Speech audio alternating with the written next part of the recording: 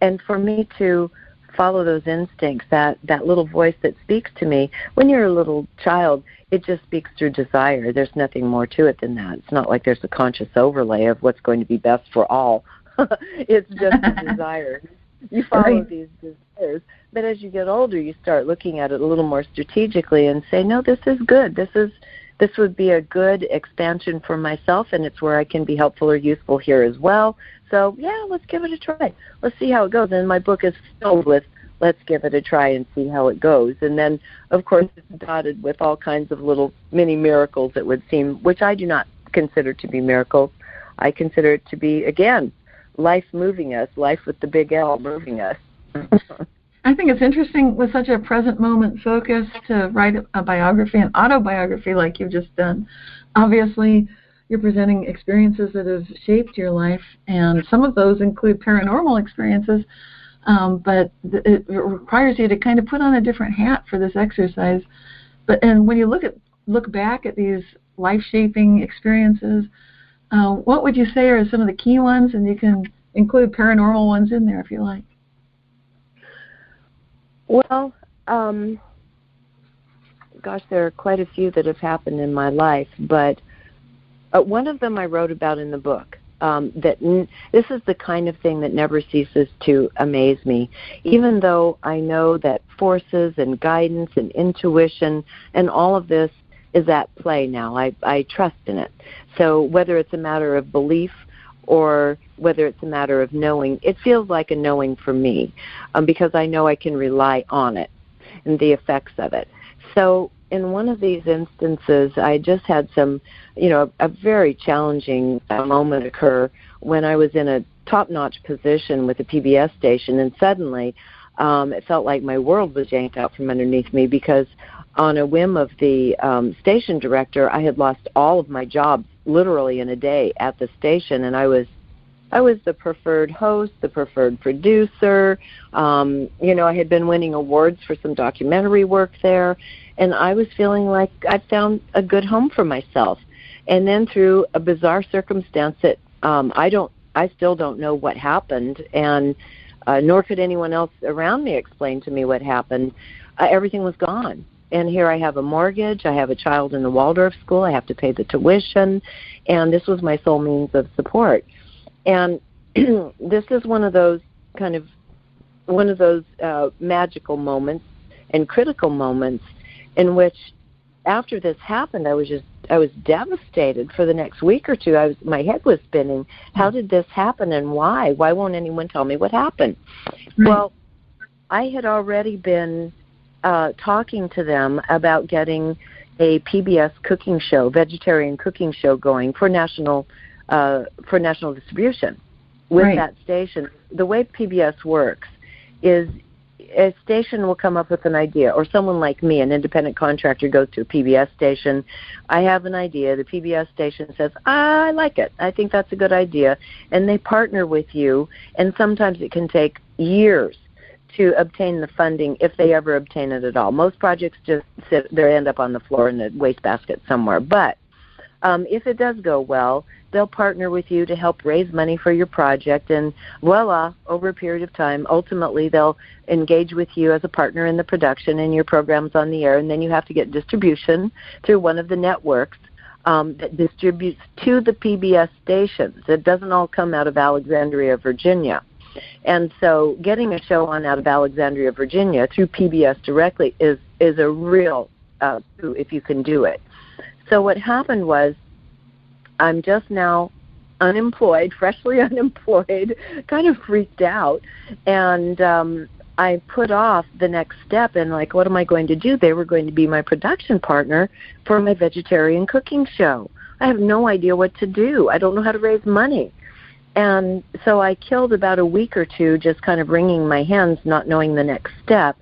And then it was a Monday morning, and I thought, okay, let's see. Well, let me just wash the dishes. So I was literally polishing the faucet. There were no more dishes to do. There was nothing more I could kill time with. Stuart was at school.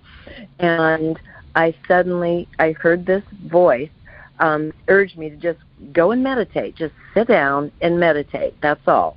And not knowing what might come out of it, I just thought, all right.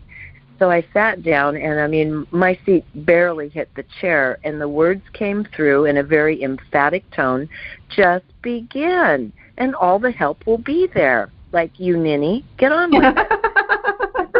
Oh my gosh. And I thought, I don't even know what you're talking about, you know? So I did what I thought to be an incredibly irrational thing.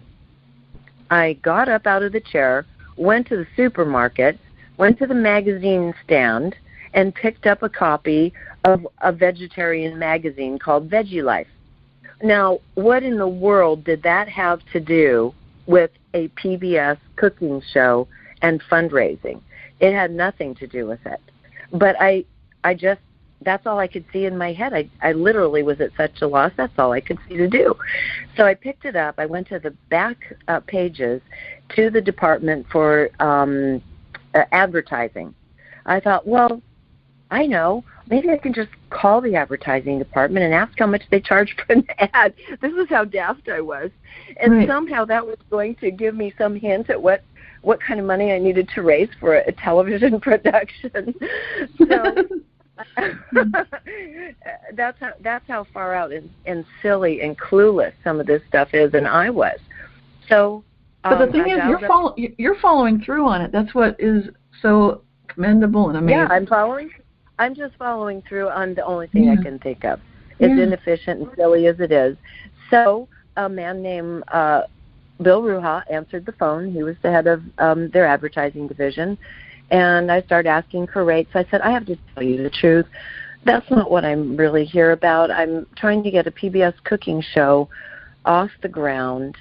And I already had a promise. I had already met with the head programmers for PBS, the head of daytime programming, who also, they had This Old House, Julia Childs, and a couple other shows. I met with them, and I actually cooked one of them a meal. And they had already agreed that they would distribute my show. They said the time has come for something original, for a vegetarian show. And I said, and I want to put the word vegetarian in it. And they said, let's do it. Let's take that chance. So I already had a promise, and that's all I had. So I said, I have a promise from PBS for distribution. I'm a TV producer and on-air host. And he stopped me and he said, how interesting. We've been talking about trying to partner with PBS. That was it. This is where it's so amazing. So that string of bizarre coincidences from doing the dishes, having that thought, that idea, like just begin, going to a grocery store, finding Veggie Life, then calling about ads, of all things, leads to this. I love that story. I think that's just amazing. Like any step in that chain, a lot of people would think, what are you, nuts? Well, yeah, and it has been suggested many a time. Well, clearly you're not nuts, because it worked out. No, I just listened, but the point is that's how most things have worked in life. I just listened. I followed this wacky idea. Bill Ruha became a many years partner. He quit Veggie Life. He became my full-time development director, and we had 6 really successful seasons on PBS with Regina's Vegetarian Table. The association could not have been more made in heaven for what I'm doing. So what that actually allowed in the end, and the reason I'm taking time to tell this story, is because there are a lot of moving parts to it, as you can see. But in the end, by having this man, who is a genius and a marketing genius, come on with me full-time to do this, I was able to bypass any PBS station. So I didn't need a partner station because I already know how to produce programs. And you just see how important it is to have that independence. Yeah, exactly. Oh, yeah. Independence. I could do it the way I wanted, just add money, which was the sponsors, and boom, I had this really successful program that aired didn't air in England, but it aired across Canada, Australia, and the United States for years. And so, again, it was one of those things. I had no idea how to do it consciously, but it was all being lined up for me, again, by intuitive guiding forces, by life with the big L, as I say. And I believe that's true for all of us. Yeah, it's like, so I hope people are aware that this story of your experiences here are priceless for all of us if we really listen to that intuition. Well, that's why we started the conversation in the beginning, is if you can look at this and see just how far out and crazy some of this stuff looked at face value, and then what actually happened as a result of it, I'm hoping that part gives people the confidence to look at things in their own life and say, wait a minute, I remember when this thing happened, and whether you said yes or you said no, it caught your attention. That's right. And you realized, I always felt I should have said yes. Well, next time say yes. Or when I said yes, it was really interesting what happened out of that, but kind of scared me because I kind of felt I wasn't ready or qualified or something. I've never let qualifications stand in the way of anything. Right. I like that about you, too. Very, very inspirational. And getting to the more paranormal side, I just have to let you know, I grew up in the Sacramento area, and the one time I saw what I'd call a mothership with UFOs, it's not something I've seen before or since. It just synchronistically happened to be right over that Sacramento Waldorf school because my boyfriend at the time, a man I later married, his parents lived, they were on one of the closest properties to that There's a beautiful property. That Waldorf school is incredible. Oh, yeah. Love it, love it, love it. But there I was looking up at the night sky, and that's the only time I've seen a mothership with things dropping beautiful lights coming out of it. Really gorgeous experience. Then, of course, I called Mather and McClellan Air Force bases the next day, or as soon as I could get through on the phone lines to tell them. And, of course, they said it's, a weather balloon. Yeah, right. Of course. Well, let them say what they want. No, that's an amazing story, and that is a very powerful, beautiful piece of land it was over, but also that is an Indian burial ground. Right. So it's got deep significance. Right. Very deep significance, but, I speak about the guides that I've worked with, not just in this lifetime, but for eons. I think you can call it sort of a soul family, and I do believe that souls kind of cluster together and incarnate together. And so this particular being that I talk about in the book, I would ask questions of a variety of questions on the nature of everything, more or less. And one thing I did ask about was, and this is directly responding to what you just mentioned, I did ask about UFO activity, and they said UFO activity is very strong in your area. And I wasn't asking about my area. I was talking about it in a more general sense. Actually, I was asking about it regarding activity at Pyramid Lake in Nevada, because a couple of friends had seen a very close encounter with a UFO in Nevada at Pyramid Lake. And they said, well, there's a lot of this activity where you live in your area, which was Sacramento at the time. Right. And I asked what it was.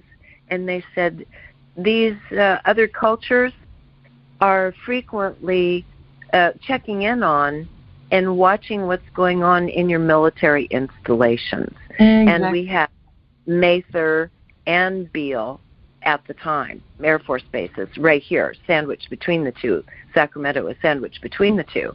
And they said they're regularly there, so it's not unusual at all to see UFO activity. Just like the Rendlesham Forest Fair in England, which is a book I think is very important and that I love, by Nick Pope, because it not only explains the UFO phenomena and how it occurs and how people stumble across it and how it affects them, but even more so, which is the important part of that book, it explains the anatomy of the cover-up of the phenomena by the military and the governments themselves. Wow. Which is why it's not well known. No, it's not well known, although people who've worked in those areas, they know about it, but usually they're sworn to secrecy. So they're sworn to secrecy, yeah, and you're not allowed to, as a news anchor, that's one subject I wasn't allowed to touch. There's a lot of subjects you're not, They constrain you pretty tightly, I've noticed. Oh, very, very, very tightly. Anything that will bring any giggle factor, as I call it in the book, to the station, the nightly news, i.e., could alienate the sponsors of the news show. And that's really what it's all about, is the money. Those are not allowed in. We would come across wire copy especially through Reuters, which was global at the time. This was in the day where you had the news ticking through off these machines, UPI and so forth, AP and Reuters. We'd have our machines going, and you could kind of tear off and see what was happening. And it wasn't